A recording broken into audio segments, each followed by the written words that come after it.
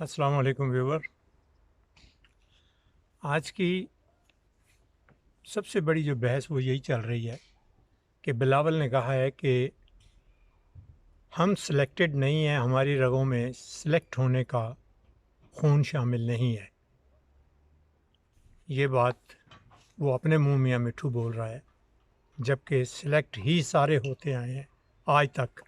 जो भी आया है, चाहे वो अयूब का दौर ले लें, मुझे नहीं समझ आती कि कौन सी पार्टी जो है वो इलेक्शन जीत के आई है। मुजीबुर रहमान ने भी अक्सरियत में वोट लिए थे, लेकिन वो भी सिलेक्टेड था। क्यों? कि उसको उस टाइम की इस्टेब्लिशमेंट ने जो है वो ख़ुद रियायत दी थी कि भाई, हालांकि एक आदमी जेल में है, उसको क्या बने, उसका क्या बनता होगा, लेकिन क्योंकि इस्टेब्लिशमेंट चाहती थी कि ये जीते ताकि ये एक लाइन में आ जाए और अलग होने की बजाय हमारे साथ मिल के चले। लेकिन इसमें सबसे बड़ी ख़राबी जो है वो फिर भुट्टो ने कर दी कि उसे अक्सरियत तो दिलवा दी, लेकिन वो भुट्टो वाला नारा कि उधर तुम इधर हम, क्योंकि इसको भी, भुट्टो को भी इक़्तिदार चाहिए था। वजारत में तो ये पहले रह चुका था। अयूब के दौर में इसने वजारत के मज़े तो भुट्टो ने चख लिए थे, लेकिन अब इसको मज़ा चाहिए था कि मेरा इक़्तिदार हो, क्योंकि इक़्तिदार का नशा ही ऐसा होता है।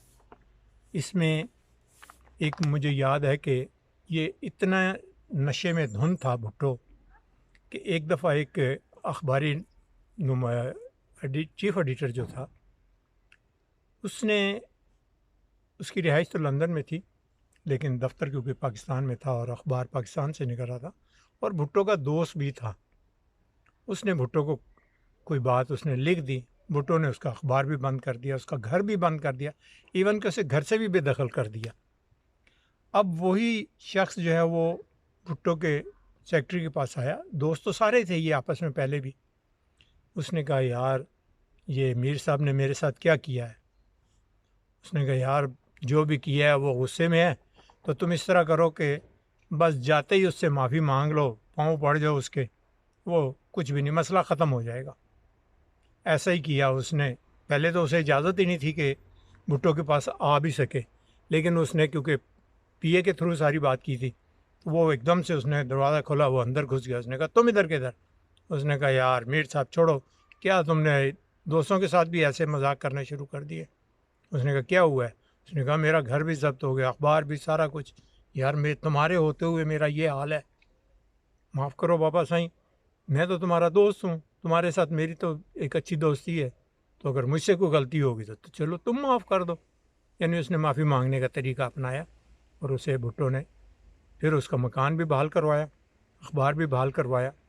इसी तरह ज़ियाउल हक ने भी अपने दौर में इक़्तिदार, क्योंकि चीज़ ये एक ऐसी होती है कि ये अपने गिरफ्त में हर चीज़ को लाने के लिए जायज़ और नाजायज़ सारे काम किए जाते हैं।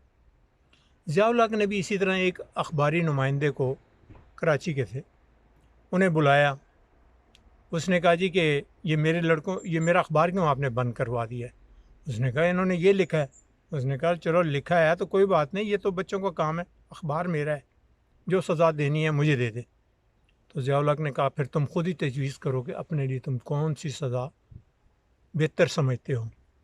उसने कहा कि ये समझो कि जैसे एक अखबार नवीस या अखबार वाले को ये कहा जाए कि तुम सहाफ़त छोड़ दो, यानी यूँ ही है कि उसे कत्ल कर दिया जाए या उसे फांसी लगा दिया जाए, तो मैं अपने लिए यही तजवीज़ करता हूँ कि मैं आज के बाद सहाफ़त नहीं करूँगा।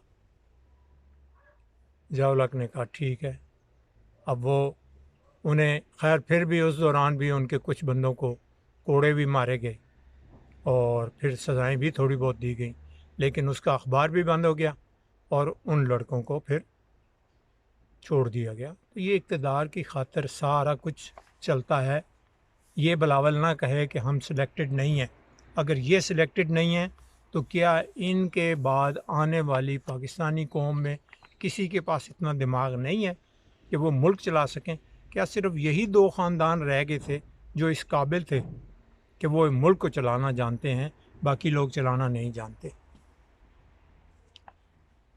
किसी ज़माने में अरबियों से मैं बात करता था तो मैं कहता था कि تم یہ جو تسبیح گھماتے ہو، اس تسبیح کا تمہاری نظر میں کیا افادیت ہے اور کیوں کرتے ہو یہ؟ کہنے لگا، ایک عربی کہنے لگا، کہتا ہے کیا ہے، بس یہ کلام اللہ ہے، ہم پڑھتے ہیں۔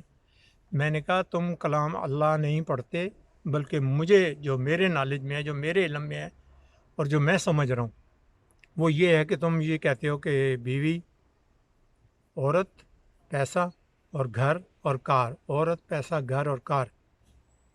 وہ ہنسنے لگا، کہنے لگا کہ نہیں نہیں، تم ویسے ہی خام خواہ یہ بات کر رہے ہو، چھیڑنے والی بات ہے۔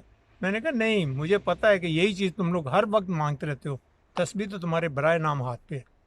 اسی طرح ہمارے حکمران بھی وہ یہی مانگتے ہیں کہ حکومت ملے، ان کی جو مالا جپتی ہے وہ یہی ہے، حکومت ملے، دولت ملے، اور اس ملک میں ہمیں سب سے بڑی ہماری رعایا اور ہمارا حکم چلے، یعنی ہمارے سے اوپر کوئی نہ ہو اور ہم سے نیچے جو رہے۔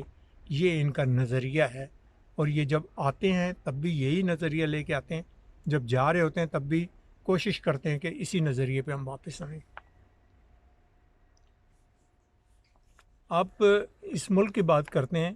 عمران خان نے اعلان کیا کہ بھئی جعلی ڈگری والے پائلٹ جو ہیں انہیں فارغ کیا جائے۔ کیا آپ چاہتے ہیں کہ جھوٹ قائم رہے؟ یعنی وہی بات آ گئی نا کہ کنویں میں سے پانی تو نکال لیا لیکن کتا نہیں نکالنا۔ کئی لوگوں نے اس بات پہ تبصرہ کیا، جو کہ میری دانست میں غلط ہے، کہ جی ڈگریاں جعلی تھیں تو کوئی بات نہیں، پردہ ڈال لیتے، انہیں دھیرے دھیرے نکال لیتے۔ بھئی کیوں؟ جس نے جرم کیا اس کو علل اعلان بتائیں۔ سعودیہ میں جس کو سزا ملتی تھی اس کا جمعے کی نماز کے بعد، باقاعدہ جمعے کے نماز کے بعد جو ہے لوگ باہر آتے تھے اور چوراہے میں کھڑے ہو کے وہ کہتے تھے کہ اس نے یہ جرم کیا، اس کو اتنی سزا دی جائے گی اور اس لیے سزا دی جا رہی ہے۔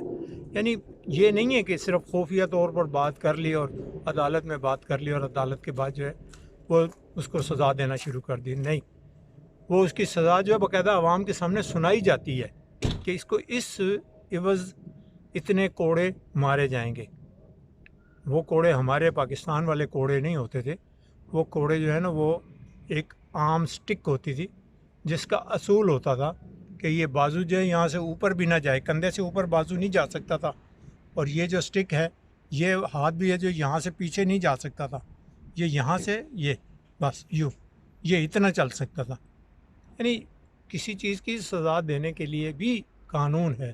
اب کئی لوگ کہتے ہیں وہ جی فلاں نے کیا تو اس کو سزائے موت دی جائے اور سر عام دی جائے۔ بھئی قانون میں اگر لکھا ہے تو پھر تو ٹھیک ہے، قانون میں نہیں لکھا تو پبلک کے کہنے سے تو وہ چیزیں نہیں قانون بن جاتی نا۔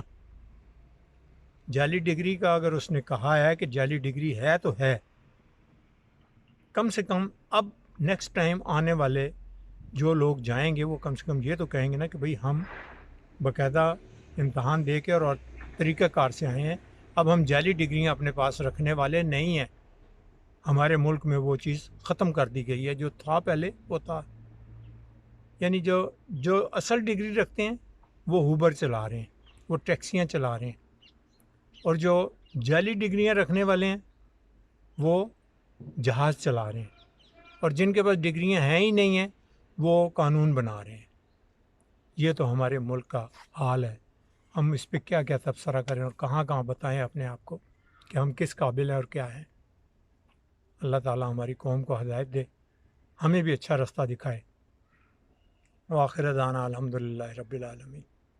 السلام علیکم ورحمۃ اللہ وبرکاتہ۔